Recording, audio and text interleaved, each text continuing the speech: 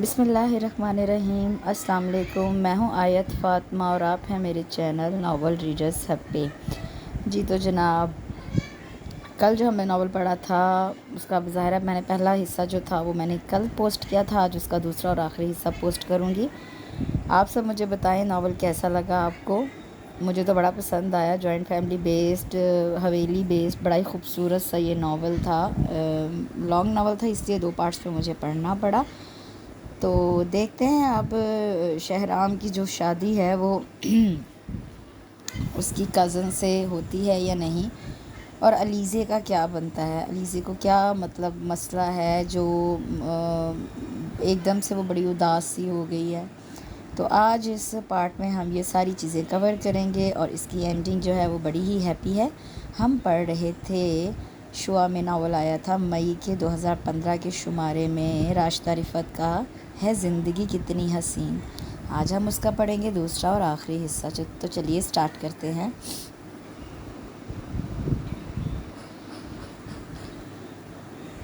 عفیفہ اپنی کسی سہیلی سے ملنے جا رہی تھی، انابیہ بھی ان کے ساتھ ہولی۔ وہ آج کم سے کم شہرام کا سامنا کرنا چاہ رہی تھی۔ 2-2.5 گھنٹے کے بعد ان کی واپسی ہوئی تو نائمہ آئی ہوئی تھیں۔ علیزہ آج بھی نہیں آئی پھوپھو؟ انابیہ نے چھوٹتے ہی استفسار کیا۔ آئی ہے بیٹا، شاید بابا جان کی اسٹڈی سے کوئی کتاب لینے گئی ہے۔ تم بیٹھو میرے پاس، میں نذیرہ کو بھیج کر بلواتی ہوں اسے۔ نائمہ پھوپھو نے اپنے قریب اس کے بیٹھنے کی جگہ بنائی۔ 1 منٹ پھوپھو، میں علیزہ کو لے کر آتی ہوں۔ وہ فوراً علیزہ کی تلاش میں نکلیں۔ اپنے دل کی بدلتی کیفیت سنانے کے لیے اسے ایک رازدار درکار تھا، اور بہنوں جیسی کزن سے زیادہ اس کا رازدار اور کون ہو سکتا تھا بھلا؟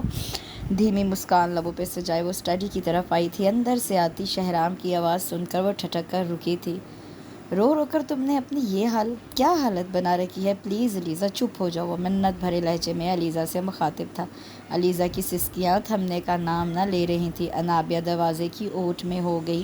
یہ ایک اضطرابی فعل تھا۔ پتہ نہیں وہ شہرام کا سامنا نہ کرنا چاہ رہی تھی یا پھر علیزہ کے یوں بری طرح رونے کا سبب دریافت کرنا چاہتی تھی۔ کل علیزہ نے اسے تو ٹال دیا تھا، لیکن اس کی اتری شکل دیکھ کر کوئی بھی اندازہ لگا سکتا تھا کہ معاملہ کچھ اور ہے، جس کی پردہ پوشی کر رہی ہے۔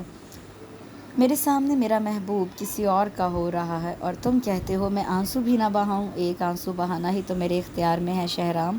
پلیز آنسو بہانے سے تو مت روکو، وہ منت بھرے لہجے میں بولی۔ خود کو سمجھاؤ علیزہ، عفیفہ چچی کی مثال تمہارے سامنے ہے۔ بغیر چاہت کے کس کی زندگی کا حصہ بن جائیں تو اپنا منوانے اور محبت پانے میں ایک عمر لگ جاتی ہے۔ عفیفہ چچی میں پھر بہت صبر، برداشت اور حوصلہ تھا۔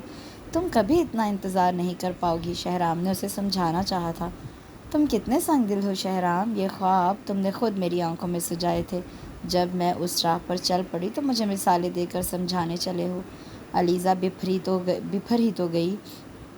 وہ میرا بچپنا تھا علیزہ، میری حماقت تھی۔ شہرام بظاہر افسردہ سے لہجے میں مخاطب ہوا تھا، مگر باہر کھڑی انابیہ کے رگ و پے میں اشتعال کی شدید لہر دوڑ گئی۔ غم اور غصے کی شدت سے اسے اپنے قدموں پر کھڑا ہونا دشوار ہو گیا۔ بنا کچھ مزید سنے وہ واپس پلٹ آئی تھی۔ ایک رات میں ہی جو شخص دل کے اتنا قریب ہو گیا تھا وہ اپنے گاہوں تک سے گر گیا۔ کتنا بڑا منافق، دغا باز اور ہرجائی شخص تھا وہ۔ انابیہ لڑکھڑاتے قدموں سے اپنے کمرے میں لوٹ آئی۔ کل جب اس نے دادا جان سے پوچھا تھا کہ کیا اس رشتے میں شہرام کی مرضی بھی شامل ہے، تو دادا جان نے کتنا خوش ہو کر اس کی عقل مندی کو سراہا تھا، لیکن اس سے زیادہ نادان بھلا کوئی ہو سکتا تھا؟ علیزہ اور شہرام کی دوستی اور بے تکلفی اس سے ڈھکی چھپی تو نہ تھی۔ آخر اس کے ذہن میں یہ خیال کیوں نہ آیا کہ علیزہ اور شہرام کے درمیان دوستی کے علاوہ کوئی اور رشتہ بھی ہو سکتا ہے؟ محبت کا وہ رشتہ جس کو شہرام نے تو مزے سے بچپن کی حماقت قرار دے دیا تھا۔ کتنا بے مول کر دیا تھا اس نے علیزہ کے جذبوں کو۔ انابیہ کا دل اپنی سہیلی کے لیے رو رہا تھا۔ تھوڑی دیر بعد جب علیزہ اسے ڈھونڈتی ہوئی اس کے کمرے میں آئی تو انابیہ کو اس سے نگاہیں ملانا دشوار ہو گیا۔ چپکے بات پکی کروا لی اور ہمیں خبر تک نہ ہونے دی۔ مبارکاں بھئی مبارکاں، علیزہ شگفتگی سے کہتے ہوئے اس سے لپٹ گئی تھی۔ انابیہ اس کے حوصلے اور ضعف پر ششدر رہ گئی۔ میرا خیال ہے کہ تمہیں ابھی تک یقین ہی نہیں آیا کہ شہرام سے تمہارا رشتہ طے ہو گیا ہے۔ علیزہ اس کی ٹھوڑی چھوتے ہوئے مسکرائی تھی۔ یہ سب کچھ اچانک ہوا ہے علیزہ، میرے تو وہم و گمان میں بھی نہ تھا کہ کل دادا جان مما پاپا سے یہ بات کریں گے۔ انابیہ وضاحت دیتے ہوئے روحان سی ہو رہی تھی۔ تو پاگل لڑکی، اس میں اتنا پریشان ہونے کی کیا ضرورت ہے؟ خوش قسمت ہو تم جو کسی کی چاہت پر اس کی زندگی کا حصہ بننے جا رہی ہو۔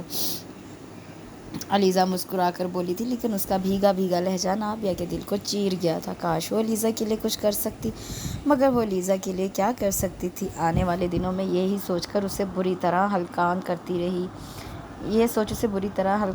رہی تھی۔ میمونہ تائی نے بہت پیار سے اس کی انگلی میں شہرام کے نام کی انگوٹھی پہنا دی تھی۔ اس وقت حویلی میں ہر شخص کے چہرے پر بڑی واضح خوشی دیکھی جا سکتی تھی۔ انابیہ کا بس نہ چلتا کہ وہ حویلی کے ایک شخص کو پکڑ کر شہرام کی حقیقت سے آگاہ کر دے، لیکن شہرام جیسے ڈھیٹ شخص سے کچھ بعید نہ تھا۔ ہو سکتا ہے وہ صاف مکر ہی جاتا کہ اس نے کبھی علیزہ کو بھی اپنی محبت کا یقین دلایا ہے۔ جب وہ علیزہ کے منہ پر کہہ سکتا ہے کہ وہ بچپن کی حماقت تھی، تو سب کے سامنے وہ یہ بات ہنسی مذاق میں اڑا سکتا تھا۔ باتوں کا تو وہ ویسے بھی کھلاڑی تھا۔ انابیہ ہرگز نہ چاہتی تھی کہ علیزہ کی ذات کا بھرم ٹوٹے۔ جب اس نے خود کسی کے سامنے صدائے احتجاج بلند نہیں کی، تو انابیہ بھی یہ کیسے کر سکتی تھی؟ کبھی خیال آتا کہ وہ علیزہ کا نام لیے بغیر شہرام سے جڑا رشتہ توڑ دے تو ہو سکتا ہے شہرام علیزہ کو اپنا لے، لیکن پھر شہرام کی صفا کی یاد آ جاتی۔ وہ علیزہ کو جتا رہا تھا کہ بغیر چاہت کے کسی کی زندگی میں شامل ہوا جائے تو زندگی عفیفہ کی طرح گزرتی ہے، تشنہ اور نا آسودہ۔ اپنی ماں کی پوری زندگی انابیہ کی نگاہوں کے سامنے گھوم جاتی۔ آب لاپائی کا یہ سفر اختیار کرنا واقعی علیزہ کے بس کی بات نہ تھی۔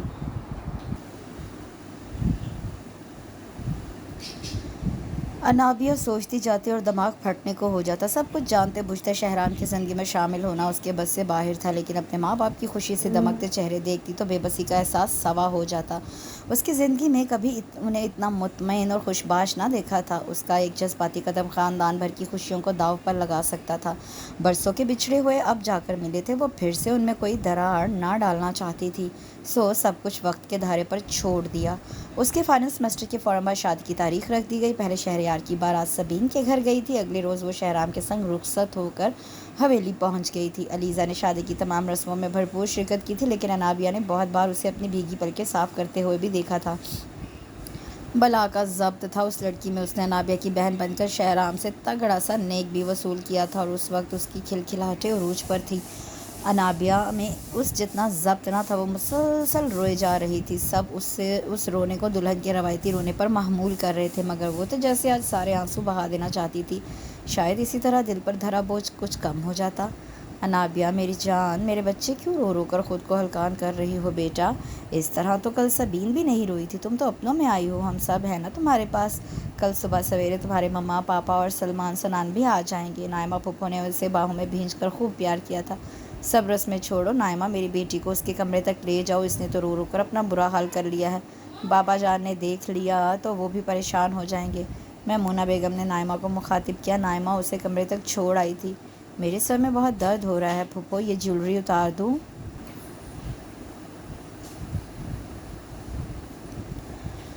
وہ پوچھ رہی تھی۔ نائمہ اس کا سوال سن کر کچھ پریشان ہوئی تھی۔ کچھ دیر رک جاؤ بس، ہم ابھی شہرام کو تمہارے پاس بھیجتے ہیں۔ وہ اسے موقع محل کی نزاکت سمجھانا چاہ رہی تھیں۔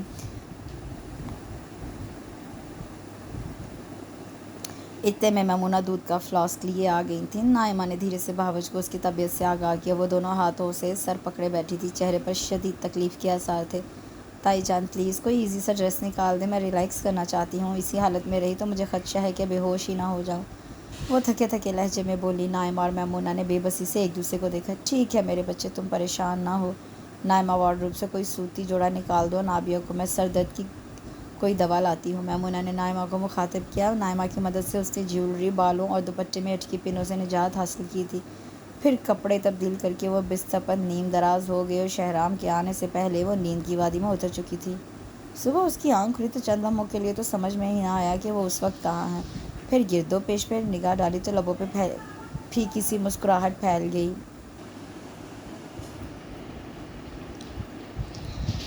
نہ چاہنے کے باوجود وہ آخر شہرام کے نام سے جڑ کر اس کے بیڈ روم میں پہنچ چکی تھی۔ قسمت کے سامنے کس کا زور چلتا ہے بھلا؟ وہ گہری سانس لیتی ہوئی اٹھ بیٹھی تھی، اتنے میں ڈریسنگ روم سے شہرام برآمد ہوا۔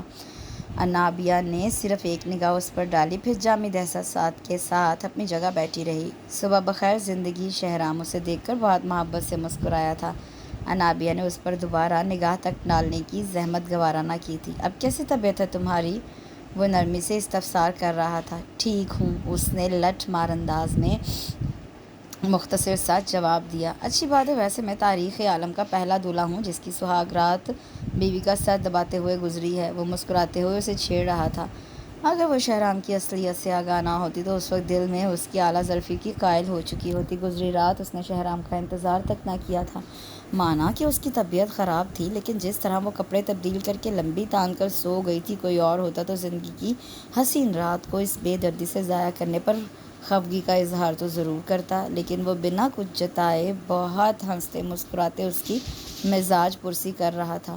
چلو تم فریش ہو لو، پھر سب کے ساتھ مل کر ناشتہ کرتے ہیں۔ شہرام کے کہنے پر وہ اٹھ گئی تھی۔ اس کا اصل مسئلہ شہرام تھا۔ وہ گھر کے باقی لوگوں کو اپنے رویے سے پریشان نہ کرنا چاہتی تھی، پھر گھر میں ایک اور دلہن بھی موجود تھی۔ انابیہ جانتی تھی کہ اگر وہ سر جھاڑ منہ پھاڑ دھلیے میں کمرے سے نکلی تو فوراً اس کا تقابل سجی سنوری سبین بھابھی سے کیا جائے گا۔ شفیق سی تائی جان کی رات والی مہربانی ہی بہت تھی۔ وہ اب انہیں شکایت کا موقع نہ دینا چاہتی تھی۔ نہا دھو کر اس نے ہلکا فیروزی کا آمدانی کا سوٹ پہنا تھا۔ کندن کی نازک سی جیولری اور لائٹ سا میک اپ آئینہ گواہی دے رہا تھا کہ وہ بہت خوبصورت لگ رہی ہے۔ اگر وہ کمرے میں موجود اپنے شوہر کی آنکھوں میں جھانک لیتی تو گواہی کے لیے آئینے کی ضرورت نہ پڑتی۔ شہرام بہت فرصت سے اس کے چہرے کی حسین نقوش تک رہا تھا۔ نابیہ اسے لاکھ نظر انداز کرنے کی کوشش کرتی، مگر اس کی نگاہوں کی تپش سے اس کی ہتھیلیاں پسینہ پسینہ ہو رہی تھیں۔ بہت پیاری لگ رہی ہو۔ ڈریسنگ ٹیبل کے شیشے میں اپنے پیچھے کھڑے شہرام کا عکس دیکھ کر وہ سٹ پٹا گئی تھی۔ معلوم ہے مجھے۔ اپنی گھبراہٹ پر قابو پاتے ہوئے اس نے سرد مہری سے جواب دیا اور بیڈ پر جا کر بیٹھ کر سینڈل پہننے لگی۔ Any problem Anabia? تمہاری طبیعت ٹھیک ہے نا؟ شہرام اس کے سرد و سپاٹ رویے پر قدرے الجھا ہوا تھا۔ یہ دلہنوں والی روایتی شرم نہ تھی، اس کا رویہ ناقابل فہم سا تھا۔ میں نے کہا نا ٹھیک ہے میری طبیعت۔ آئیں چلیں ناشتے پر، انتظار سب کر رہے ہوں گے۔ انابیہ نے اسی اسپاٹ سے لہجے میں شہرام کو مخاطب کیا۔ چلتے ہیں، پہلے اپنا رونمائی کا تحفہ تو لے لو۔ شہرام نے مسکراتے ہوئے بیڈ کی سائڈ ٹیبل پر دھری مخملی ڈبیاں اٹھائی تھی، پھر اس کے قریب بیٹھا تھا۔ انابیہ ٹھوس انداز میں دونوں ہاتھ گود میں دھرے بیٹھی رہی۔ شہرام نے اس کا ہاتھ اپنے ہاتھ میں لیتے ہوئے نازک سی ڈائمنڈ رنگ اس کی انگلی میں پہنائی تھی۔ انگوٹھی پہن لینے کے بعد انابیہ نے یکلخت اپنا ہاتھ اس کے ہاتھ سے چھڑایا تھا۔ تم مجھ سے کس بات پر خفا ہو انابیہ؟ شہرام اس کے انداز پر ششدر رہ گیا تھا۔ انابیہ نے ایک کٹیلی نگاہ اس کے چہرے پر ڈالی۔ مجھے بھوک لگی ہے، میں ناشتہ کرنے جا رہی ہوں۔ شہرام کی بات کا جواب دیے بنا وہ اٹھ گئی تھی۔ شہرام نے ایک گہری سانس اندر کھینچی۔ وہ پہیلیاں بوجھنے کا ہمیشہ سے ہی بہت شوقین تھا، لیکن جو پہیلی اسے اپنی شادی شدہ زندگی کی اولین صبح بوجھنی پڑ رہی تھی، دماغ میں دور دور تک اس کا کوئی ممکنہ جواب موجود نہ تھا۔ تم بہت خوش قسمت ہو انابیہ، سب تمہارے اپنے ہیں، تم سب کو اچھی طرح جانتی ہو، کوئی شرم جھجک یا گھبراہٹ نہیں۔ میں تو بہت کنفیوز ہو رہی ہوں یار۔ ولیمے کی تقریب میں دلہن بنی سبین اس سے مخاطب تھی۔ شروع میں تو یہ شرم اور گھبراہٹ فطری ہے سبین بھابھی، کچھ وقت لگے گا، پھر آپ بھی سب میں گھل مل جائیں گی۔ اس نے سبین کو دوستانہ انداز میں تسلی دی۔ ہاں، کل شہریار بھی مجھے یہی سمجھا رہے تھے۔ شہریار کا ذکر کرتے ہوئے سبین کے لبوں پر شرمگی مسکراہٹ پھیل گئی تھی۔ چند لمحے پہلے سبین انابیہ پر رشک کر رہی تھی اور اب انابیہ کو اس کی قسمت پر جی بھر کر رشک آ رہا تھا۔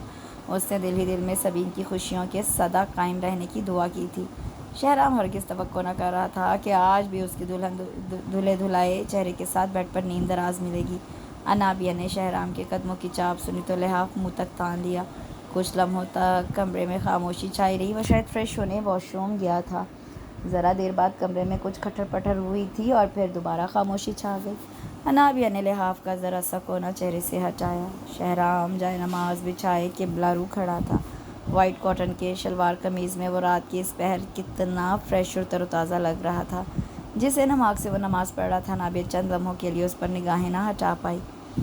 صرف حقوق اللہ کی ادائیگی سے کیا ہوتا ہے؟ انابیہ نے خود کو متاثر ہونے سے روکا تھا۔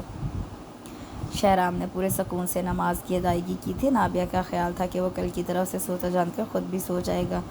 لیکن یہ اس کی بھول تھی۔ مجھے علم ہے تم جاگ رہی ہو، سونے کی ایکٹنگ چھوڑو اور اٹھو، مجھے تم سے بات کرنی ہے۔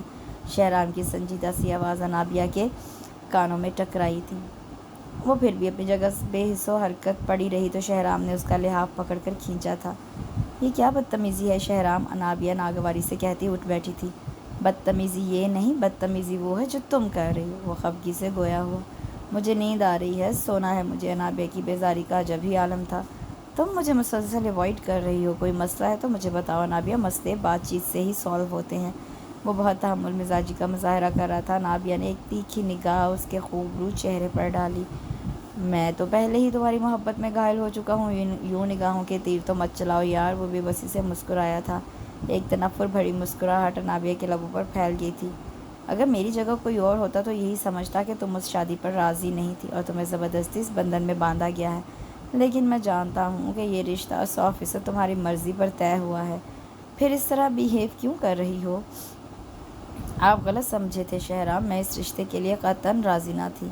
آپ کی زندگی کا حصہ بننے کے لیے مجھے اپنے دل پر جتنا جبر کرنا پڑا ہے آپ اس کا تصور تک نہیں کر سکتے، وہ صفاقی سے بولی تھی۔ شہرام اس کی بات سن کر بھونچکا رہ گیا تھا۔ تم جانتی ہو تم کیا کہہ رہی ہو؟ وہ اس کی بات پر یقین کرنے کو تیار نہ لگتا تھا۔ سچ ہی کہہ رہی ہوں شہرام، اس کے چہرے پر بکھری اذیت دیکھ کر انابیہ کے دل میں ٹھنڈک سی اتری تھی۔ اگر تم اس رشتے پر راضی نہیں تھی تو ہاں کیوں کی تھی؟ کسی نے گن پوائنٹ پر تو مجبور نہیں کیا تھا تمہیں؟ وہ غصے سے لب بھینچے استفسار کر رہا تھا۔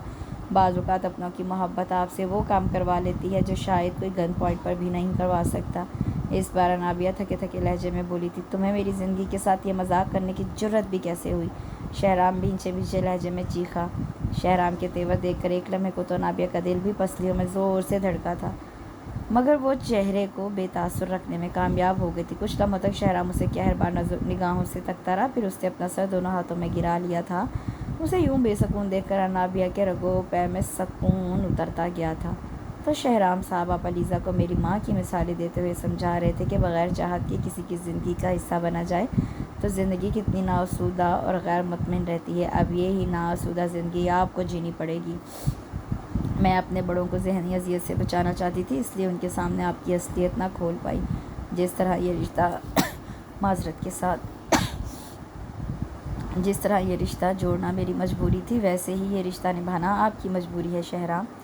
وہ زہر خند مسکراہٹ چہرے پر سجائے دل ہی دل میں اس سے مخاطب تھی۔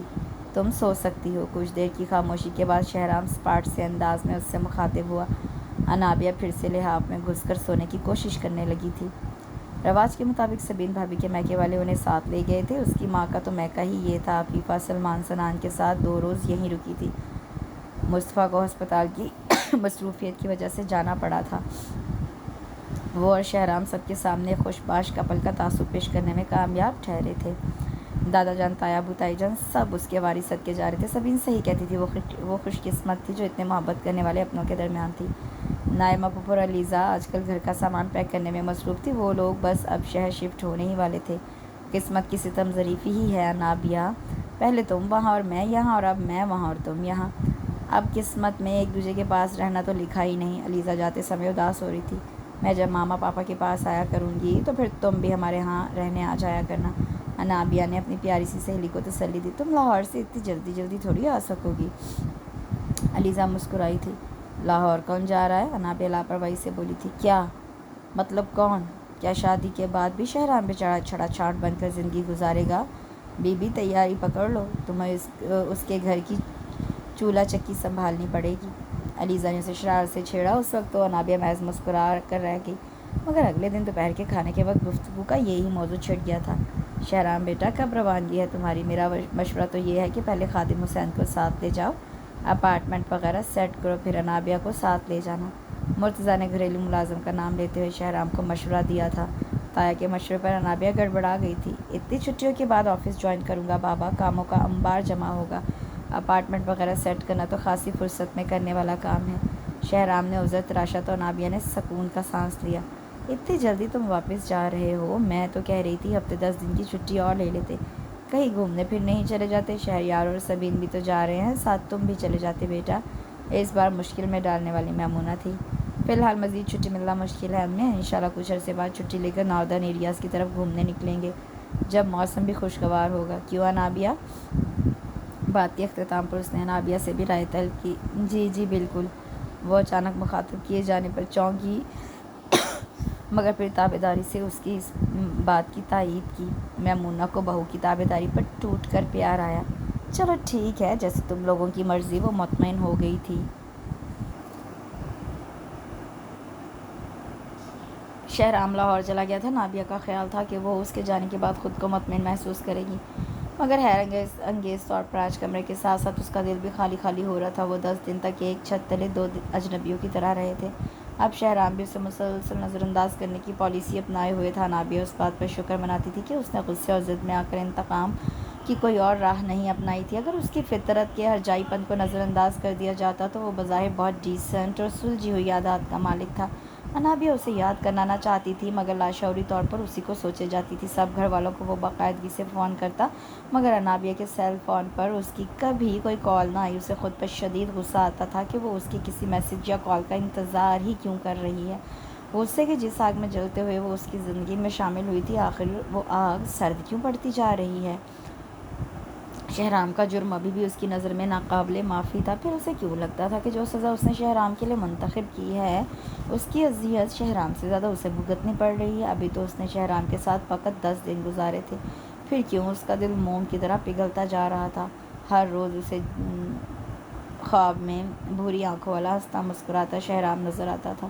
وہ ایسی ہی ایک رات تھی جب دروازے کی زوردار دستک پر اس کی آنکھ کھلی۔ وہ ہڑبڑا کر اٹھی تھی، گھڑی پر نگاہ ڈالی تو رات کا 1:30 بج رہا تھا۔ اس ٹائم کون دروازہ بجا سکتا تھا؟ اسے تھوڑا ڈر لگا تھا۔ اتنے میں دوبارہ دروازہ بجا تھا، ساتھ ہی شہرام کی آواز بھی سنائی دی۔ انابیہ نے لپک کر دروازہ کھولا تھا۔ کیسے گھوڑے بیچ کر سوتی ہو تم؟ کب سے دروازہ بجا رہا تھا؟ وہ خفگی سے کہتا کمرے میں داخل ہوا۔ آپ اچانک کیسے؟ تائی جان نے تو ہمیں نہیں بتایا تھا کہ آپ کے آنے کا کوئی پروگرام ہے۔ انابیہ نے حیرت سے استفسار کیا تھا۔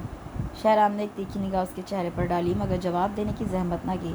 انابیہ کو اپنے لہجے کی حلاوت پر خود ہی غصہ آ گیا۔ ضرورت ہی کیا تھی اس شخص کے منہ لگنے کی؟ وہ دوبارہ بستر میں گھس گئی تھی، لیکن اب دوبارہ نیند آنے کا سوال ہی پیدا نہ ہوتا تھا۔ شہرام نے سفری بیگ صوفے پر رکھا، سائڈ ٹیبل پر دھرے جگ سے گلاس میں پانی انڈیلا، صوفے پر بیٹھ کر گھونٹ گھونٹ پانی پیا، پھر موبائل ہاتھ میں لے کر چارجر کی تلاش میں نگاہیں دوڑائیں۔ میرا چارجر کہاں ہے؟ آخر انابیہ سے ہی پوچھنا پڑا تھا۔ سبین بھابی کے فون میں بھی وہی چارجر لگتا ہے، ان کو اپنے والا نہیں مل رہا تھا، میں نے آپ کا دے دیا۔ انابیہ نے اس بار سپاٹ سے انداز میں ہی جواب دیا۔ شہرام نے گہری سانس اندر کھینچی تھی، پھر دروازے کی سمت بڑھا۔ آپ رات کی اس پہر ان سے چارجر لینے جائیں گے؟ انابیہ اچھلی تو پڑی، دروازے کی ناپ گھماتے گھماتے شہرام پلٹا تھا۔ اتنا پاگل نہیں ہوں کہ اس ٹائم سبین بھابی کو جگا کر ان سے چارجر مانگوں۔ امی کو جگانے جا رہا ہوں، سخت بھوک لگی ہے مجھے، امی کھانا دے دیں گی، اس ٹائم تائی جان کو بھی آرام کریں گے، پھر کہہ رہے ہیں اتنا پاگل نہیں ہوں میں۔ انابیہ نے اس کے لہجے کی نقل اتاری۔ تو کیا بھوکا سو جاؤں؟ وہ تنک کر بولا تھا۔ ویسے تو ایک رات بھوکا سونے سے بھی بندہ فوت نہیں ہو جاتا، لیکن لا دیتی ہوں کھانا۔ انابیہ جیسے اس کی 7 پشتوں پر احسان کرتے ہوئے اٹھی تھی۔ روٹی بنانا سیکھ لی؟ شہرام نے یقیناً تنصیح کیا تھا۔ وہ بنا جواب دیے کمرے سے نکل گئی تھی۔ شہرام نے صوفے کی پشت سے سر لگا لیا۔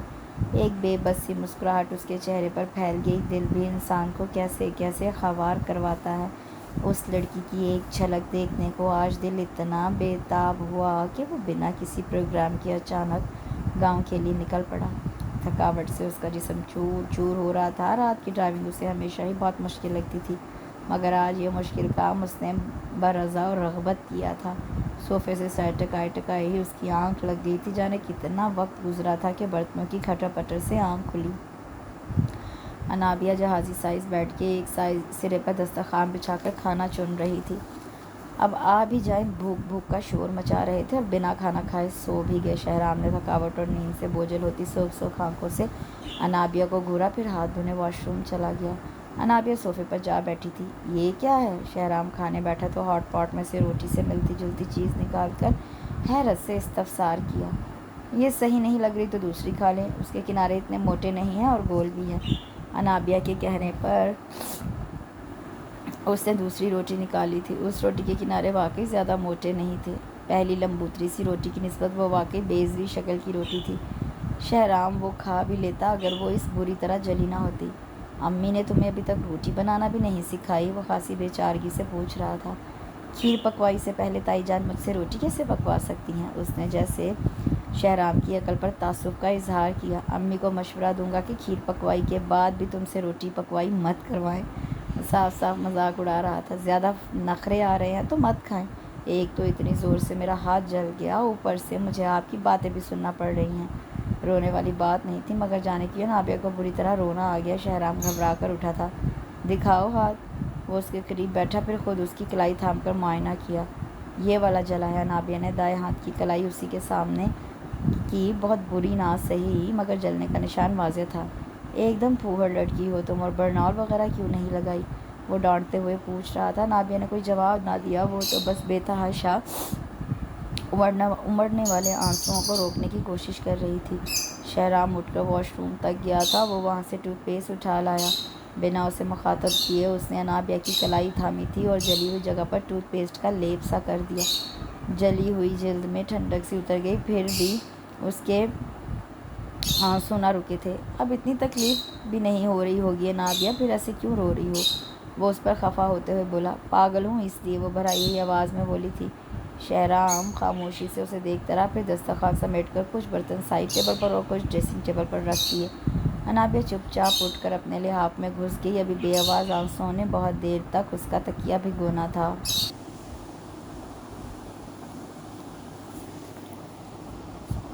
عجیب سی یاسیت نے اس کے وجود کا احاطہ کر رکھا تھا۔ شہرام کو واپس گئے کئی روز ہو چکے تھے۔ وہ اسے سوچنا نہیں چاہتی تھی، مگر پھر بھی سوچے ہی جاتی۔ کبھی سوچتی کہ کاش اس روز علیزہ کو ڈھونڈتی ڈھونڈتی اسٹڈی تک نہ جاتی تو آج زندگی میں یہ بے سکونی اور خالی پن نہ ہوتا۔ بھلے سے شہرام علیزہ سے بے وفائی کر لیتا، مگر یہ بات اس کے علم میں نہ آتی۔ شہرام جب اس سے اپنی محبت کا اظہار کرتا تو وہ فوراً اس محبت پر ایمان لے آتی، مگر اگلے ہی پل ایسی سوچوں پر خود کو لتاڑ رہی ہوتی۔ ایک دھوکے باز اور ہرجائی شخص اس کی زندگی کا حصہ تو بن گیا تھا، مگر وہ اسے اپنے دل میں کوئی جگہ نہ دینا چاہتی تھی۔ ہاں، وہ اس کے دل میں کہیں نہ بستا تھا، وہ اس بارے میں پر یقین تھی، مگر وہ اپنے دل میں جھانکنے سے ڈرتی بھی تھی۔ وہ اپنا دھیان بٹانے کی ہر ممکن کوشش کرتی۔ کبھی دادا جان کے پاس جا کر ان سے پچھلے وقتوں کے قصے سنتی، مرحومہ دادی کی باتیں، پاپا اور تایا جان کی بچپن کی شرارتیں۔ کبھی سبین بھابھی کے پاس بیٹھتی تو وہ شرمگی مسکراہٹ کے ساتھ اپنی اور شہریار کی محبت کے قصے سنانے لگتی۔ یونیورسٹی لائف کی باتیں، کیسے ان کی محبت کی شروعات ہوئی، کیسے سبین بھابھی نے اپنے گھر والوں کو شہریار بھائی کے لیے قائل کیا۔ ان کے پاس سنانے کو بہت سے قصے تھے اور انابیہ کے پاس بہت سا فارغ وقت۔ اور پھر کبھی انابیہ میمونہ سے کوکنگ سیکھنے کے در پہ ہو جاتی۔ ہانڈی پکانے میں وہ پھر بھی زیادہ دلچسپی نہ لیتی تھی۔ ہاں، کسی طرح تائی جان جیسی گول روٹی بنانا وہ بھی سیکھ جائے، اسی کوشش میں لگی رہتی۔ لیکن پھر اس کا سب کاموں سے جی چاٹ ہونے لگا۔ اس کی طبیعت پر چھائی مردنی سب کے نوٹس میں آنے لگی۔ کیا بات ہے بیٹا، اتنا چپ چپ کیوں رہنے لگی ہو؟ تایا تائی کے بعد جب دادا نے بھی یہ استفسار کیا تو اس کے ضبط کے بندھن ٹوٹ گئے۔ وہ پھوٹ پھوٹ کر رو پڑی۔ اس گدھے کا نمبر ملاؤ، اس سے کہوں گا فوراً آئے اور تمہیں اپنے ساتھ لاہور لے کر جائے۔ مجھے گھر یاد آ رہا ہے دادا جان، وہ روتے روتے بھی ترنت بولی تھی۔ تو پھر ملاؤ اپنے باپ کا نمبر، وہ بھی کم گدھا نہیں ہے۔ دونوں میاں بیوی ہر 10 دن بعد تم سے ملنے یہاں پہنچ جاتے ہیں، انہیں تمہارے احساسات کی پرواہ ہی نہیں۔ شادی کے بعد لڑکی کا دل صرف ماں باپ سے ملنے کے لیے ہی نہیں اداس ہوتا، اسے اپنا گھر، گھر کی چیزیں، اپنا کمرہ سب یاد آتا ہے۔ کہتا ہوں مصطفیٰ سے کہ آئے اور تمہیں ساتھ لے جائے، کچھ دن گھر گزار کر آؤ، دل بہل جائے گا۔ دادا جان مشفقانہ انداز میں بولے تھے۔ اتنے میں شہریار وہاں آ نکلا۔ ارے یہ بن موسم کی برسات کیوں ہو رہی ہے؟ وہ ٹھٹک کر رکا۔ گھر یاد آ رہا ہے، میں مصطفیٰ کو فون کرنے لگا ہوں کہ پہلی فرصت میں آئے اور انابیہ کو ساتھ لے جائے۔ دادا جان نے بتایا تھا۔ یہ بھی کوئی پریشان ہونے والی بات ہے، میں صبح خود چھوڑ آؤں گا۔ شہریار نے پیار سے اس کا سر تھپکا تھا۔ وہ سب واقعی اس سے بہت محبت کرتے تھے۔ اس بار اس کی آنکھیں سب کی محبت پر نم ہوئی تھیں۔ گھر آ کر واقعی اس کا دل بہل گیا تھا۔ سب سے پہلے تو علیزہ نے ہی اسے آڑے ہاتھوں لیا تھا۔ کب سے تمہاری منت کری تھی کہ شہر کا چکر لگا لو، مجھے تمہارے ساتھ شاپنگ کرنی ہے اور ڈھیروں کام ہیں جنہیں نپٹانے کے لیے تمہارا ساتھ درکار ہے، اور تمہارا وہاں اتنا دل لگا کہ یہاں آنے کا نام ہی نہ لے رہی تھی۔ علیزہ خفا ہو رہی تھی۔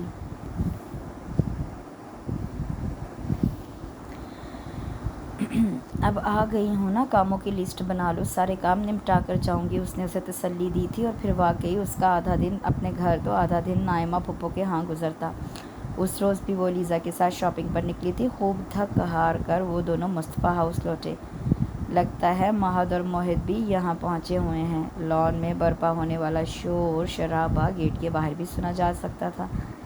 فٹ بال کا میچ ہو رہا ہوگا۔ آج کل ہمارے بھائیوں کو فٹ بال کا جنون چڑھا ہوا ہے، نابیہ مسکرا کر بولی۔ اس کا اندازہ درست تھا، اندر فٹ بال میچ جاری تھا، لیکن لان میں ایک دراز قد کھلاڑی ایسا بھی تھا جس کی موجودگی کی توقع وہ کر ہی نہ سکتی تھی۔ Shahram, what a surprise! Anabia سے پہلے علیزہ پرجوش ہو کر چیخی۔ شہرام نے گردن موڑ کر دونوں کو دیکھا، مسکرایا اور پھر سیدھے ہوتے ہوئے فٹ بال کو زوردار کک لگائی تھی۔ وہ شاید پینلٹی سٹروک لینے کھڑا تھا۔ ان دونوں کی آمد سے گول کیپر بنے موہت کی توجہ ہٹی تھی، جس کا اس نے فائدہ اٹھا لیا۔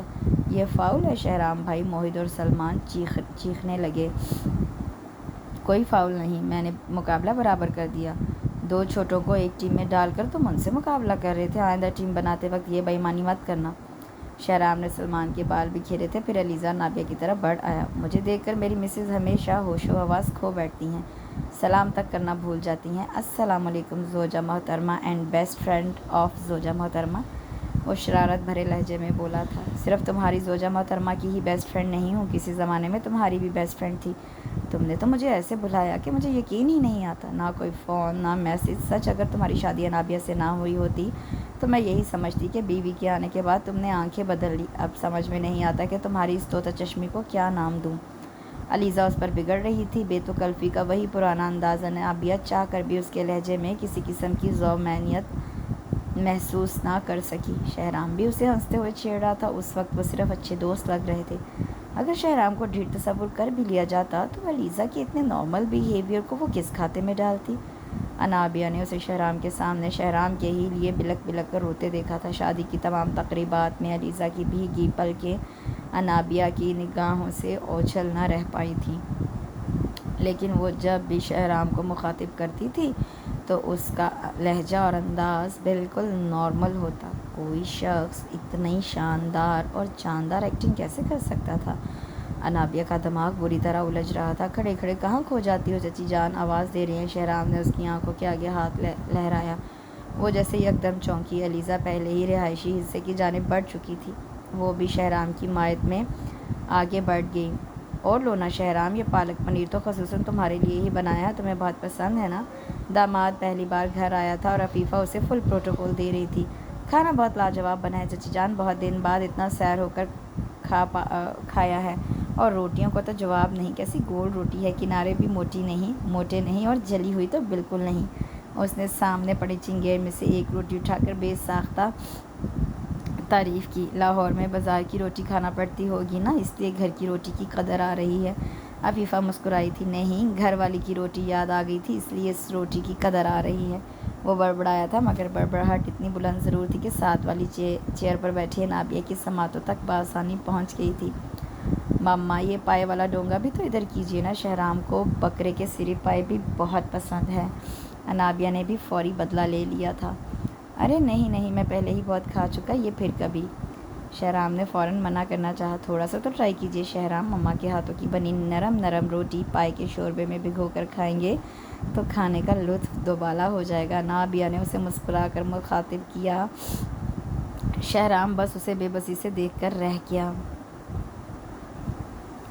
گاڑی میں دھیمے سروں سے جنید جمشید کا بہت پرانا گانا چل رہا تھا۔ وہ شہرام کے ساتھ واپس گاؤں جا رہی تھی۔ یہ شہرام کے ساتھ اس کا پہلا سفر تھا۔ بظاہر اس کی توجہ باہر کے نظاروں پر تھی، لیکن اگر اس سے چند سیکنڈ پہلے گزرنے والے منظر کے بارے میں پوچھا جاتا تو وہ کوئی جواب نہ دے سکتی۔ ناراض سانگ ختم ہوا تو جنید کا ہی ایک اور گانا چل پڑا۔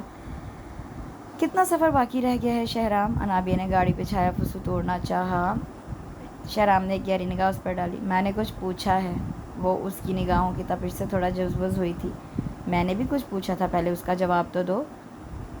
شہرام نے اسے سنجیدگی سے مخاطب کیا تھا۔ آپ نے کب پوچھا؟ وہ حیران ہوئی۔ میں یہ دوریاں مزید نہیں سہ سکتا انابیہ، پلیز خود کو اور مجھ کو مزید سزا مت دو، وہ بے چارگی بھرے لہجے میں بولا تھا۔ انابیہ کچھ لمحوں کے لیے کچھ نہ بول سکی تھی۔ میں یقین کر ہی نہیں سکتا انابیہ کہ تم نے مجھ سے جو بندھن جوڑا ہے وہ زبردستی کا بندھن ہے۔ ہاں، لیکن جب تم نے مجھے یہ بتایا تھا تو میں نے اپنے جذبوں کی سخت توہین محسوس کی تھی۔ میری انا نے گوارا ہی نہ کیا کہ میں دوبارہ تم سے اس موضوع پر بات کروں۔ آہستہ آہستہ مجھے اندازہ ہوا کہ محبت اور انا اکٹھے چل ہی نہیں سکتے۔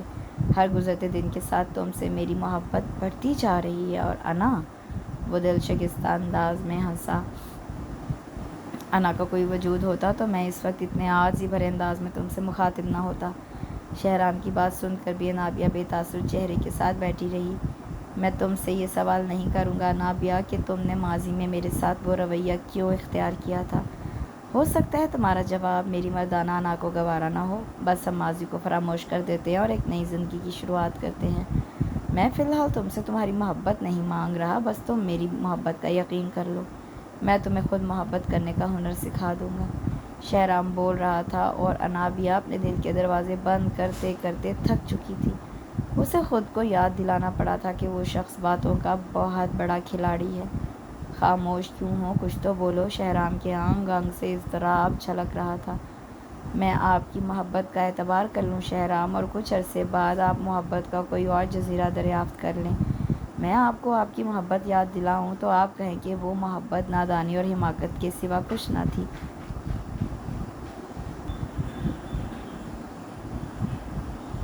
ایک زہر خند مسکراہٹ چہرے پر سجا کر اس نے شہرام کو مخاطب کیا۔ شہرام کا پاؤں یکلخت بریک پر جا پڑا تھا۔ اس بکواس کی وجہ دریافت کر سکتا ہوں؟ وہ مسلسل اس کے جذبوں کی توہین کر رہی تھی۔ طیش میں آنا فطری امر تھا۔ انابیہ کو اس کے غصے سے زیادہ اس کی ڈھٹائی پر تعجب ہوا تھا۔ کوئی اور شخص ہوتا تو اتنا کھلا طنز سن کر گڑبڑا کر رہ جاتا۔ وہ اس کے ماضی سے واقف تھی، یہ جان کر بھی اس کے چہرے کا رنگ نہ بدلا تھا۔ اس کے چہرے پر صرف اور صرف بے تحاشا غصہ اور دکھ چھلک رہا تھا۔ گاڑی چلائیں شہرام، پہلے ہی بہت دیر ہو گئی ہے، اس نے اکتا کر شہرام کو مخاطب کیا۔ اس نے بنا کچھ مزید کہے گاڑی سٹارٹ کر دی۔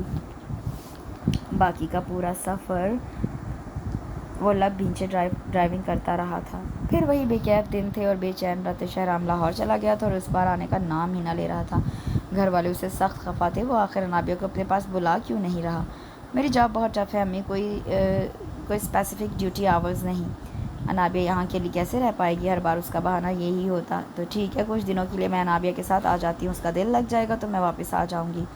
میمونہ اب اس کا کوئی عذر سننے کو تیار نہ تھی۔ اچھا ٹھیک ہے، بس کچھ دنوں کی مہلت دے دیں، ایک بہت اہم پروجیکٹ چل رہا ہے، وہ مکمل ہو جائے تو میں پھر آتا ہوں، تب اس موضوع پر بات کریں گے۔ شہرام نے ماں کو پھر ٹال دیا۔ فون بند ہونے کے بعد بھی میمونہ دیر تک بڑبڑاتی رہی تھی۔ پاس بیٹھی انابیہ کے دل پر مزید بوجھ بڑھ گیا تھا۔ شہرام اس پر کوئی بات نہ آنے دے رہا تھا۔ وہ خود ماں باپ اور دادا کی ناراضی کا سامنا کر رہا تھا، لیکن آخر وہ کب تک بہانے بنا کر سب کو ٹال سکتا تھا؟ یہ سوچ انابیہ کے دماغ کو مزید الجھانے کا باعث بن رہی تھی۔ مصطفیٰ ماموں کے دوست ڈاکٹر خالد اپنی فیملی کے ساتھ ہمارے ہاں کے 2 چکر لگا چکے ہیں۔ انابیہ نے علیزہ کی خیر خیریت لینے کو فون کیا تو اس نے روحانسی ہو کر اطلاع دی تھی۔ ڈاکٹر خالد کا شمار مصطفیٰ کے بہت ہی قریبی دوستوں میں ہوتا تھا۔ دونوں کی فیملیز کا بھی ایک دوسرے کے ہاں آنا جانا تھا۔ اس لیے علیزہ کی بات سن کر انابیہ کو کوئی تعجب نہ ہوا۔ آنٹی روزینہ بہت جلد دوستیاں گانٹنے والی خوش مزاج خاتون تھی۔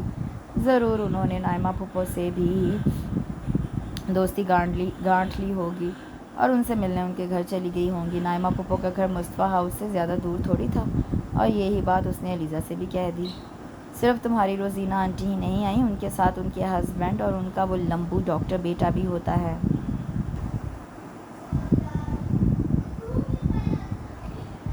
علیزہ نے جل بھون کر بتایا تھا۔ اسامہ بھائی کی بات کر رہی ہو؟ نابیہ کو ڈاکٹر اسامہ کے لیے لمبو ڈاکٹر کی اصطلاح سن کر خوب ہی ہنسی آئی۔ ہنس لو، اڑا لو مذاق، یہاں میری جان پر بنی ہوئی ہے، مجھے اس لمبو ڈاکٹر کے ارادے نیک نہیں لگتے۔ سب سے نگاہیں بچا کر وہ مجھے خوب ہی گھورتا ہے، لبوں پر مسکراہٹ بھی چپکی رہتی ہے۔ میرا بس نہیں چلتا اس بندے کو اٹھا کر اپنے ڈرائنگ روم سے باہر پھینک دوں۔ علیزہ سخت تپی بیٹھی تھی۔ ہائے اللہ علیزہ، ایسے تو مت کہو، اگر میں خود اسامہ بھائی کو اچھی طرح نہ جانتی ہوتی تو تمہاری باتیں سن کر کسی چھچورے سے بندے کا خاکہ قائم کر لیتی۔ وہ تو بہت ڈیسنٹ اور ڈیشنگ سے شخص ہیں۔ انابیہ نے ڈاکٹر اسامہ کی وکالت کی تھی۔ بھلے سے ہوتا رہے ڈیسنٹ اور ڈیشنگ، لیکن اس کی فیملی کی بار بار آمد مجھے تشویش میں مبتلا کر رہی ہے۔ میں پڑھ لکھ کر اپنا کریئر بنانا چاہتی ہوں، اگر ان لوگوں کی طرف سے کوئی ایسا ویسا سلسلہ شروع ہو گیا تو میرا کیا بنے گا؟ علیزہ سخت تشویش میں مبتلا ہو رہی تھی۔ اچھا تم فکر مت کرو، میں مما سے پوچھتی ہوں کہ کیا چکر ہے، ہو سکتا ہے یہ سب تمہارا وہم ہو۔ خالد انکل پاپا کے بہت اچھے دوست ہیں، ہو سکتا ہے بس اسی لیے وہ لوگ پاپا سے ملنے گھر آتے ہوں اور تم لوگوں کی طرف بھی چکر لگا لیتے ہوں۔ آخر نائمہ پھپھو سگی بہن ہے پاپا کی، کاش ایسا ہی ہو۔ علیزہ نے ٹھنڈی سانس بھری۔ لیکن آئندہ آنے والے دنوں نے یہ ثابت کر دیا کہ علیزہ کے خدشے بے بنیاد نہیں تھے۔ ڈاکٹر خالد نے واقعی اپنے لائق فائق ڈاکٹر بیٹے کے لیے علیزہ کا رشتہ مانگ لیا تھا، اور آج کل ثاقب پھپھا اپنی فیملی میں اس حوالے سے صلاح مشورے کرنے میں مصروف تھے۔ امید تھی کہ جلد ہی یہ بیل منڈے چڑھ جائے گی۔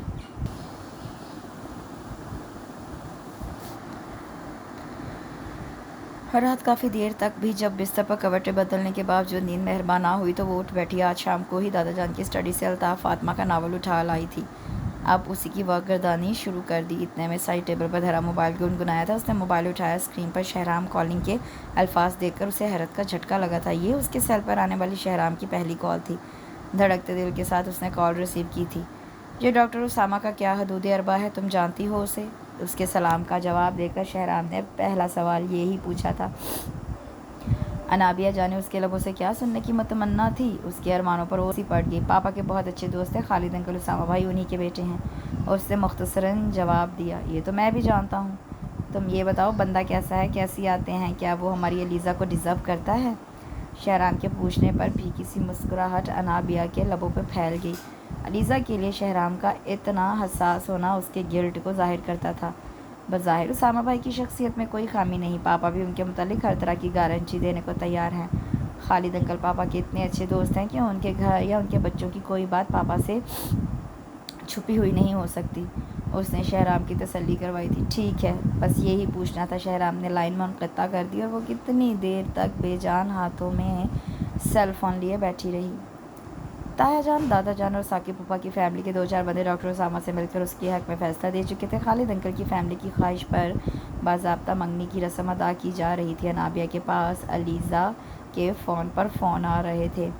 وہ اسے فوراً اپنے پاس بلا رہی تھی۔ باقی لوگوں نے رسم سے 1 دن پہلے ہی پہنچنا تھا، مگر وہ دادا جان اور ڈرائیور کے ہمراہ 4-5 دن پہلے ہی مصطفیٰ ہاؤس چلی گئی تھی۔ دادا جان تو فوراً ہی بیٹی اور نواسی سے ملنے چلے گئے۔ اس کا کچھ دیر ٹھہر کر جانے کا ارادہ تھا۔ ماموں جان، اس دفعہ آپ کی بیٹی میری مہمان ہے، اس لیے برائے مہربانی اسے بیگ سمیت ہمارے گھر چھوڑ جائیے۔ علیزہ نے مصطفیٰ کو فون کھڑکا دیا تھا۔ حکم کی فوری تعمیل کر دی گئی تھی۔ نائمہ کو بھی بھتیجی کی آمد سے خاصی ڈھارس ملی تھی۔ بازاروں کی خاک چھاننے سے عفی کی بھی جان جاتی تھی اور میری بھی۔ اب تم آ گئی ہو تو اپنی سہیلی کی شاپنگ خود ہی نمٹاؤ۔ نائمہ نے شاپنگ کا ڈپارٹمنٹ اس کے سپرد کر دیا۔ میں کہتی تھی نا تم سے، اس گھونچو ڈاکٹر کی نیت میں فطور ہے، ایسے ہی تو گھوریاں نہیں مارتا تھا مجھے۔ رات کو جب تنہائی میسر آئی تو علیزہ نے اس کے سامنے اپنے دل کی بھڑاس نکالی۔ شہرام کا فون آیا تھا۔ اسامہ بھائی کے متعلق انویسٹیگیشن کر رہے تھے، پوچھ رہے تھے کہ وہ بندہ تمہیں ڈیزرو کرتا بھی ہے یا نہیں۔ انابیہ علیزہ کے چہرے پر نگاہیں جماتے ہوئے دھیرے سے بولی تھی۔ علیزہ کے چہرے پر زخمی سی مسکراہٹ پھیل گئی۔ میں نے شہرام جیسے مخلص دوست کو بہت ستایا ہے، میں اتنے دن اسے ٹینشن میں مبتلا رکھا۔ اسے تسلی دے دینا کہ اسامہ واقعی بہت اچھا بندہ ہے، امید ہے وہ علیزہ کے دل کو پھر سے دھڑکنا سکھا دے گا۔ علیزہ دھیرے سے بولی تھی۔ انابیہ حیرت سے آنکھیں پھاڑ کر اسے تکنے لگی۔ وہ علیزہ سے اس قسم کی بات کی ہرگز توقع نہ کر رہی تھی۔ کیا علیزہ کو علم تھا کہ انابیہ کو سب پتہ ہے؟ وہ کتنی آسانی سے اس کے سامنے اظہار کر گئی تھی۔ اتنا حیران کیوں ہو رہی ہو؟ کیا شہرام نے آج تک تمہیں کچھ نہیں بتایا؟ وہ تو تمہیں اپنی زندگی کہتا ہے، تم سے کب کوئی بات چھپائی ہوگی؟ علیزہ مسکراتے ہوئے اس سے مخاطب تھی۔ انابیہ نے نفی میں گردن ہلا دی۔ علیزہ اب آگے کیا کہنے والی تھی وہ دم سادے اس کی بات سننے لگی۔ پھر تو واقعی شہرام بہت وفادار اور بااعتماد دوست ثابت ہوا ہے، اسے دوستی نبھانے پر 100/100 نمبر ملنے چاہئیں۔ علیزہ نے شہرام کی تعریف کی۔ انابیہ اسے ناسمجھی سے تکنے لگی۔ لیکن شاید میں اتنی اچھی دوست نہیں ہوں، کہنے کو تو تمہیں اپنا بیسٹ فرینڈ کہتی ہوں، لیکن اپنی زندگی کا ایک گوشہ تم سے بھی چھپایا۔ علیزہ نے گہری سانس اندر کھینچتے ہوئے خود کلامی سی کی۔ لیکن آج مجھے تمہاری ضرورت ہے انابیہ، مجھے ایسا کندھا چاہیے جس پر سر رکھ کر میں اپنی گزشتہ محبت کے لیے سارے آنسو بہا دوں۔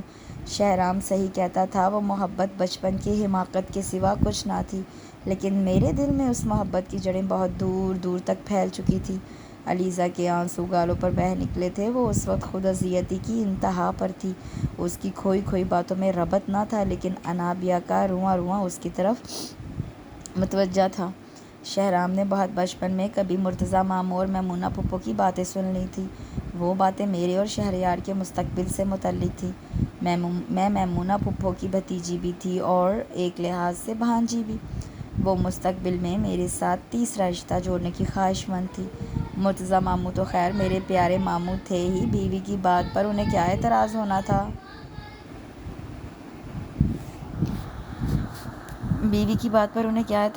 انہوں نے ہنستے ہنستے پھپھو کی تجویز کی تائید کر دی۔ کاش شہرام اس روز اپنے امی ابو کی وہ باتیں نہ سنتا، وہ میرا بچپن سے ہی بہت اچھا دوست تھا۔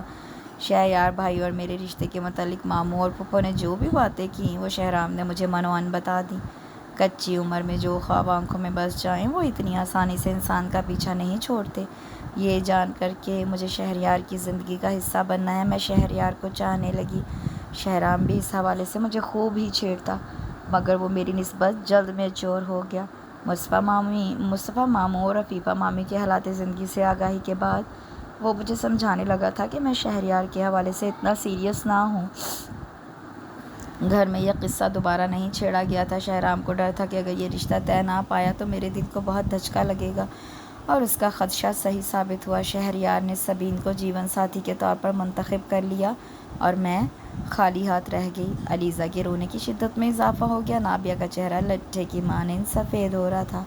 شہرام مجھے سمجھاتا تھا کہ اللہ نے میرے مقدر کسی بہت اچھے بندے کا ساتھ لکھا ہوگا، مگر میرے دل کو قرار نہ آتا تھا۔ میں اپنی فرسٹریشن میں اس پر چڑھ دوڑتی تھی۔ اس کی وجہ سے میرے دل میں شہریار بھائی کی چاہت بیدار ہوئی۔ میں قسمت کی ستم ظریفی کو بھی اس کا قصور بتا کر اس کے کندھوں پر تھوپ دیتی تھی، لیکن وہ مجھے ہمیشہ یقین دلاتا کہ میں محبت کے معاملے میں تہیدہ ماں نہیں رہوں گی۔ شہریار کی محبت میری قسمت میں نہیں ہے تو نہ صحیح، اللہ مجھے کسی اور شخص کی چاہت سے ضرور سرفراز کرے گا۔ اور دیکھو اس کا کہا سچ ثابت ہوا۔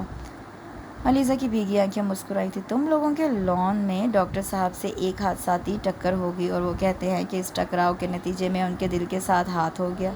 ڈاکٹر اسامہ کی سب سے اچھی بات ہی مجھے یہی لگی کہ اس نے مجھے پسند کیا اور سیدھے سباؤ اپنے والدین کو ہمارے گھر بھیج دیا۔ مجھے اس کی سچائی پر یقین آ گیا۔ دعا کرنا اس کی محبت پر بھی یقین آ جائے اور اس کی محبت مجھے پھر سے محبت کرنا سکھا دے۔ علیزہ دھیرے سے بولی تھی۔ تم انشاءاللہ ڈاکٹر اسامہ کے ساتھ بہت خوش رہو گی علیزہ، میری دعائیں تمہارے ساتھ ہیں۔ انابیہ کی اپنی آنکھیں چھلکنے کو بے تاب تھیں، مگر اس نے خود پر قابو پاتے ہوئے علیزہ کے ہاتھ تھام کر اسے بہت خلوص سے دعا دی تھی۔ علیزہ اب واقعی پرسکون تھی۔ اس نے اپنے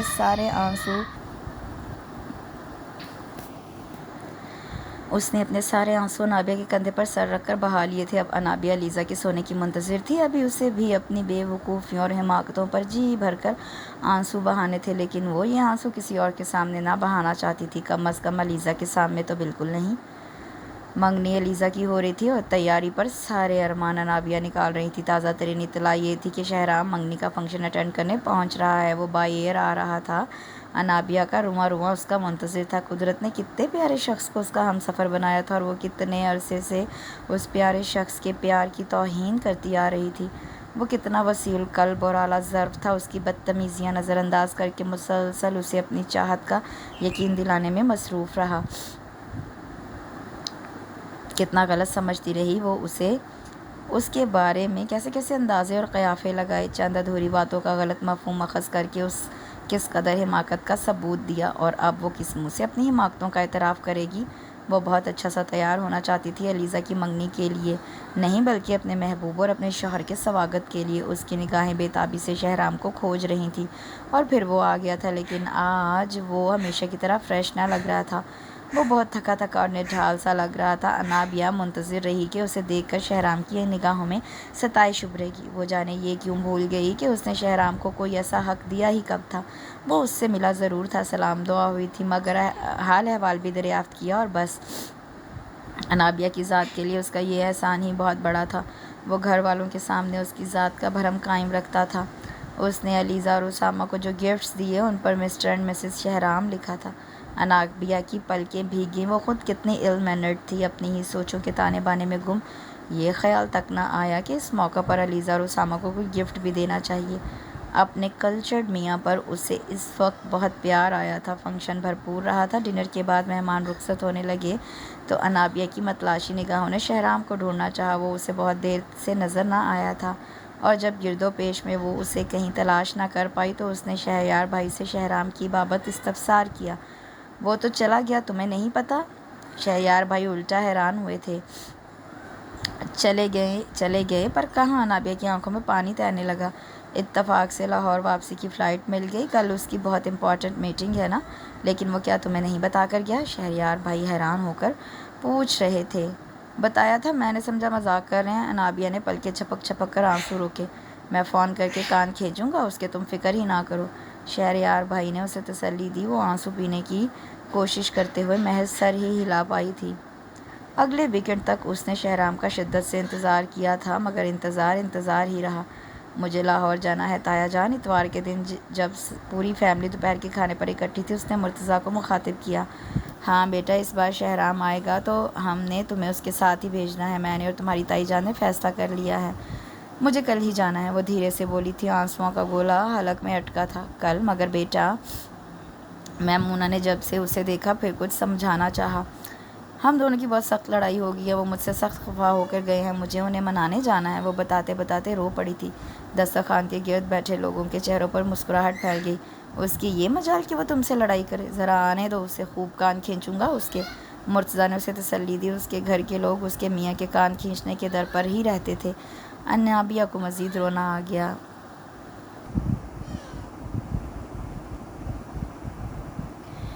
اچھا تم پریشان مت ہو شہریار، تمہیں لاہور چھوڑ آئیں گے۔ اس طرح شہرام کو بھی اچھا سرپرائز ملے گا۔ ہمدرد فطرت کی مالک سبین نے فوراً اس کی تجویز کی تائید کر دی۔ پرامس شہریار بھائی، آئندہ کہیں آنے جانے کے لیے آپ کو بالکل تنگ نہیں کروں گی۔ انابیہ نے جھٹ آنسو پوچھ ڈالے تھے۔ پاگل ہو بالکل، شہریار بھائی ہنس پڑے تھے۔ الگ صبح وہ اور شہریار بھائی گاؤں سے نکل پڑے تھے۔ گاڑی ملتان شہر کی حدود میں داخل ہوئی تو شہریار بھائی نے اس سے گھر جانے کے متعلق پوچھا۔ مصطفیٰ ماموں وغیرہ سے ہائے ہلو کرنی ہے تو تھوڑی دیر کے لیے چلیں وہاں؟ نہیں شہریار بھائی، بہت لمبا سفر طے کرنا ہے، میں مزید دیر نہیں کرنا چاہتی، وہ دھیرے سے بولی تھی۔ ایک طویل تھکا دینے والے سفر کے بعد جب وہ لاہور پہنچے تو انابیہ کو آج صحیح معنوں میں شہرام کی تھکن کا خیال آیا۔ کتنی تھکا دینے والی ڈرائیو کے بعد وہ حویلی پہنچتا تھا اور انابیہ اسے پانی کا گلاس تک دینا تو دور کی بات سیدھے منہ بات تک نہ کرتی تھی۔ پچھتاووں کا کوئی انت نہ تھا۔ اب تو لاہور کی حدود میں داخل ہو چکے، اب انفارم کر دوں اسے؟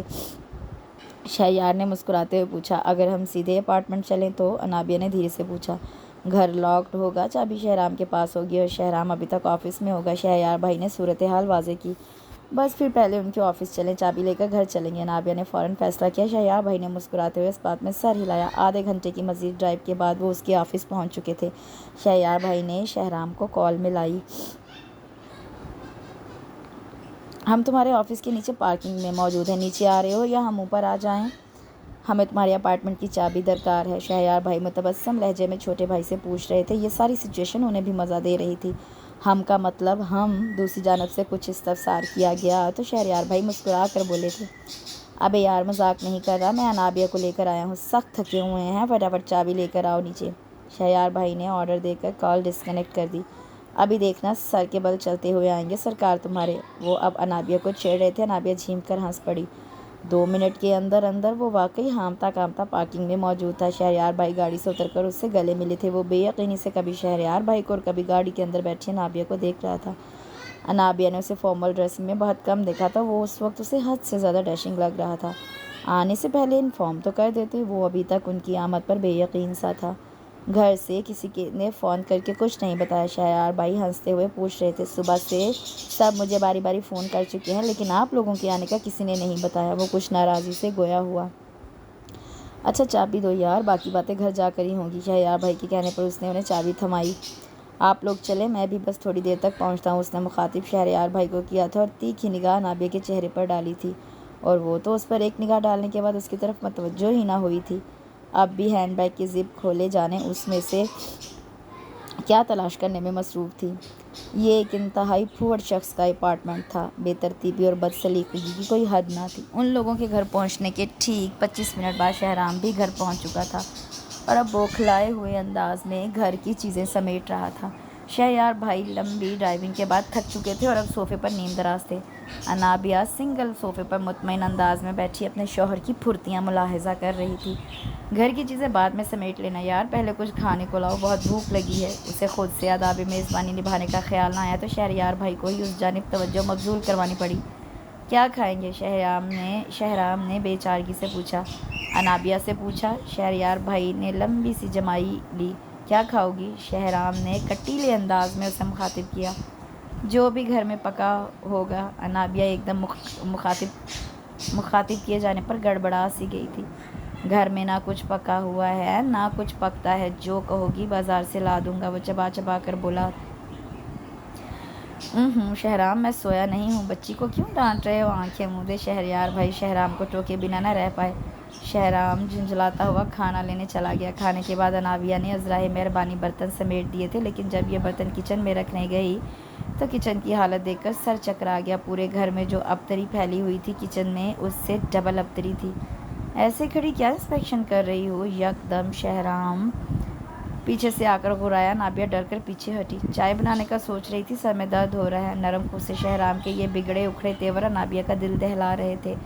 پتی ختم ہے، ٹی بیگز بھی نہیں ہیں، سو جاؤ جا کر، سر کا درد خود ٹھیک ہو جائے گا۔ اس نے انابیہ کو رکھائی سے مخاطب کیا۔ انابیہ لب کچلتی آنسو پیتی کچن سے باہر نکل گئی۔ کوئی فالتو میٹرس ہے تو مجھے یہاں لاؤنج میں ڈال دو یار۔ شہریار بھائی اب سونے کے موڈ میں تھے۔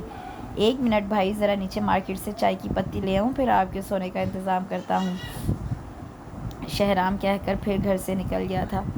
انابیہ نے میٹرس ڈھونڈ کر لاؤنج میں شہریار بھائی کے سونے کا انتظام کر دیا تھا اور خود بیڈ روم میں چلی آئی۔ بیڈ روم نسبتاً صاف تھا۔ اس نے سکون کا سانس لیا۔ کیوں آئی ہو تم یہاں؟ تھوڑی دیر میں شہرام 2 چائے کے کپ ٹرے میں سجائے بیڈ روم میں پہنچ گیا تھا۔ انابیہ نے تصویر واپس سائڈ ٹیبل پر رکھی اور ٹرے میں سے ایک چائے کا کپ اٹھا لیا۔ شہرام کا سوال گویا اس نے سنا ہی نہ تھا۔ گھر والوں سے جھوٹ کیوں بولا کہ میں نے تم سے جھگڑا کیا ہے؟ صبح سے گھر کا ہر بندہ فون کر کر کے مجھے ڈانٹ پلا چکا ہے۔ وہ اس پر مزید بگڑا تھا۔ انابیہ چپ کر کے چائے کی چسکیاں لیتی رہی۔ کل میں آفس سے چھٹی لے لوں گا، تمہیں مینار پاکستان اور بادشاہی مسجد کی سیر کروا دوں گا اور کل ہی تم شہریار بھائی کے ساتھ واپس جاؤ گی، رائٹ؟ میں یہاں مینار پاکستان کی سیر کرنے نہیں آئی۔ اس بار انابیہ کو بھی غصہ آ گیا۔ پھر کس لیے آئی ہو؟ شہرام جواباً اس سے زیادہ غصے میں آیا۔ آہستہ بولیں بھائی، شہریار بھائی سو رہے ہیں، انہوں نے صبح صبح واپس جانا ہے، زمینوں کا کوئی مسئلہ ہے، کہہ رہے تھے فجر پڑتے ہی نکل لیں گے۔ انابیہ نے اسے آگاہ کیا تھا۔ شہرام اسے لب بھینچے گھورنے لگا تھا۔ مجھے بھی نیند آ رہی ہے، میں سونے لگی ہوں۔ اس کی نگاہوں کی تاب نہ لا کر انابیہ نے سونے کی ہی ٹھانی۔ شہرام بھناتا ہوا کمرے سے باہر نکل گیا۔ صبح شہرام نے اسے جھنجھوڑ کر اٹھایا تھا۔ تم واقعی گھوڑے گدھے بیچ کر سوتی ہو؟ کب سے آوازیں دے رہا تھا تمہیں؟ وہ سخت جھنجھلایا ہوا لگ رہا تھا۔ انابیہ کے لبوں پر پھیکی مسکراہٹ پھیل گئی۔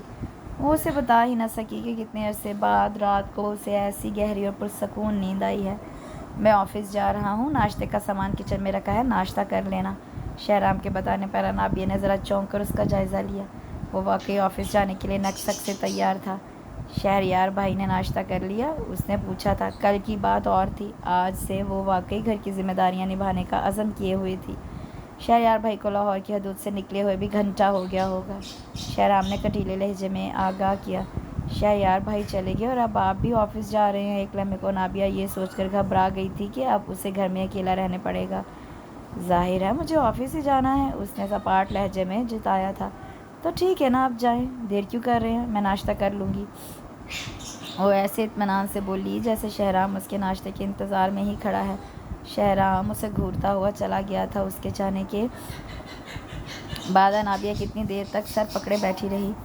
جو فاصلے ان دونوں کے درمیان حائل ہو چکے تھے انہیں مٹانا اتنا بھی آسان نہ تھا۔ پھر وہ گہری سانس لیتے ہوئے اٹھی تھی، ہاتھ منہ دھو کر کچن کا رخ کیا۔ ناشتے کے سب لوازمات موجود تھے۔ ڈٹ کر ناشتہ کرنے کے بعد اس نے گھر سمیٹنا شروع کر دیا۔ 2.5-3 گھنٹے کی محنت کے بعد بکھری چیزیں کسی حد تک ٹھکانے لگ چکی تھی۔ گھر کے ہر کونے خدرے سے کوئی نہ کوئی اندھلا کپڑا ملا تھا۔ شکر ہے سرف بھی موجود تھا۔ وہ ٹب میں سرف کا جھاگ بنا کر شہرام کی شرٹس، موزے اور بنیانیں دھونے لگی تھی، اور جب ہی شہرام چلا آیا۔ یہ کیا کر رہی ہو تم؟ وہ ناراضی سے گویا ہوا۔ وارڈروب میں آپ کی ایک بھی دھلی بنیان نہیں ہے، نہ ہی کوئی موزے کی جوڑی ہے۔ میں نے سوچا میلی جرابیں اور بنیان دھو کر ڈال دوں، پھر یہ 2-3 شرٹس ملی تو یہ بھی بھگو دیں، اس نے تفصیلی جواب دیا۔ شہرام کچھ نہ بولا، بس اسے گہری نگاہوں سے دیکھتا رہا۔ آپ آفس سے اتنی جلدی کیسے آ گئے؟ انابیہ اس کی نگاہوں سے خائف ہوئی۔ ہاتھ دھو کر فوراً آؤ میرے پاس، وہ اس کی بات کا جواب دیے بنا آرڈر دے کر چلتا بنا۔ انابیہ نے حکم کی تعمیل کی۔ اب بتاؤ کیوں آئی ہو؟ امی نے بھیجا ہے نا؟ وہ اس بار نرمی سے استفسار کر رہا تھا۔ انابیہ نے دھیرے سے نفی میں گردن ہلا دی۔ پھر یقیناً گرینڈ پا نے مجبور کیا ہوگا تمہیں یہاں آنے پر۔ وہ قیاس کے گھوڑے دوڑا رہا تھا۔ مجھے کسی نے نہیں بھیجا، میں خود آئی ہوں۔ انابیہ نے اس کے اندازوں کی نفی کی۔ وہی تو پوچھ رہا ہوں، کیوں؟ وہ پھر تیز ہوا۔ میں نے گول روٹی بنانا سیکھ لی ہے۔ میں آپ کے لیے کھانا بنایا کروں گی، آپ کے کپڑے پریس کروں گی، گھر کی چیزیں سلیقے سے سمیٹ کر رکھوں گی۔ بس آپ مجھے اپنے پاس رہنے کی اجازت دے دیں، مجھے واپس چھوڑ کر آنے کی بات مت کیجیے گا۔ انابیہ جیسے اس کے دل کی بات پا گئی تھی۔ میرے اعصاب کا مزید امتحان مت لو انابیہ، میں پہلے ہی بہت ٹوٹ چکا ہوں۔ تمہارے ایک روپ سے سمجھوتا کرنے کی کوشش کرتا ہوں کہ تم دوسرا روپ لیے سامنے آ جاتی ہو۔ میں یہ پہیلیاں بوجھنے کے مزید موڈ میں نہیں ہوں۔ آج تم اپنے دل کی ہر بات مجھ سے صاف صاف کہہ ڈالو، سننے کا حوصلہ ہے مجھ میں۔ وہ ٹوٹے بکھرے لہجے میں بولا۔ انابیہ کے ضبط کے بندھن بھی ٹوٹ گئے۔ وہ چپ رہ کر اپنا مزید نقصان نہ کر سکتی تھی۔ اس نے روتے روتے اپنی حماقتوں اور بیوقوفیوں کی الف سے یہ تک ساری تفصیل سنا دی تھی۔ مجھ سے زیادہ احمق اور بیوقوف اس روئے زمین پر اور کوئی نہیں شہرام۔ مجھے آپ کے ظرف پر حیرت ہوتی ہے۔ مجھ جیسی عورت کو تو چوٹی سے پکڑ کر گھر سے نکال کر باہر کرنا چاہیے تھا، اور آپ میرے ناز نخرے برداشت کرتے ہوئے مجھے منانے کی کوشش میں ہی لگے رہے۔ وہ بلک بلک کر رو رہی تھی، اپنی حماقتوں پر ملامت کر رہی تھی، اور شہرام اس کے آنسو دیکھ کر بے چین ہوئے جا رہا تھا۔ اب بس کرو، اور کتنا ہلکان کرو گی خود کو؟ شہرام نے اس کے آنسو پونچھے تھے۔ آپ مجھے معاف کر دیں گے نا شہرام؟ وہ بہت آس سے پوچھ رہی تھی۔ ایک شرط پر۔ وہ سنجیدگی سے گویا ہوا۔ وہ کیا؟ انابیہ ہمتاً گوش تھی۔ آئندہ میں تمہارے منہ سے ایسی کوئی فضول بات نہ سنوں، اس نے تنبیہ کی۔ کیسی فضول بات؟ انابیہ قطعاً نہ سمجھی تھی۔ وہی چوٹی سے پکڑ کر گھر سے نکالنے والی بات۔ تم میرے دل کی ہر دھڑکن میں بستی ہو، تم سے محبت کرنا میرا اختیاری فعل نہیں، میں مجبور ہوں تم سے محبت کرنے پر، اور میں ہمیشہ سے یہ بھی جانتا تھا کہ محبت کے اس سفر میں تنہا نہیں ہوں۔ میں تمہاری آنکھوں میں جب بھی جھانکتا تھا مجھے اپنا ہی عکس نظر آتا تھا۔ تمہارے ایٹیٹیوڈ کی صرف ایک ممکن نہ وجہ میرے ذہن میں آتی تھی۔ مجھے لگتا تھا کہ تم اپنے پیرنٹس کے انسٹیبل لائف کی وجہ سے عدم تحفظ کا شکار ہو۔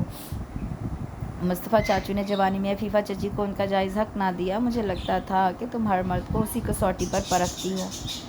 تمہاری اس نفسیاتی گرہ کو کھلوانے کے لیے میں عنقریب کسی سائیکیٹرسٹ سے رجوع کرنے لگا تھا۔ یعنی دوسرے الفاظ میں آپ یہ کہنا چاہ رہے ہیں کہ آپ مجھے پاگل سمجھنے لگے تھے؟ اس نے تیوریاں چڑھا کر شہرام کو گھورا۔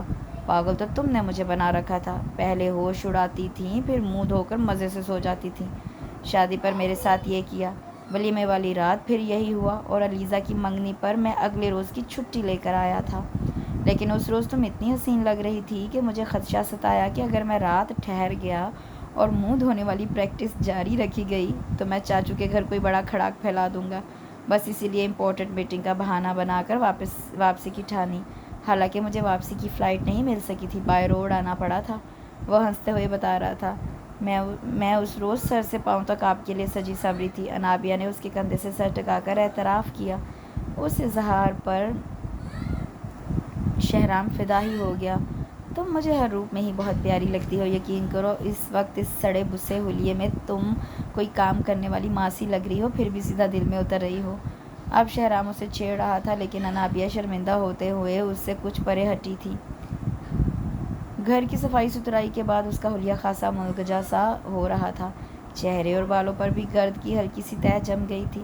اچھی طرح ڈریس اپ ہوئے شہرام کے سامنے تو یہ رف حلیہ زیادہ ہی واضح ہو رہا تھا۔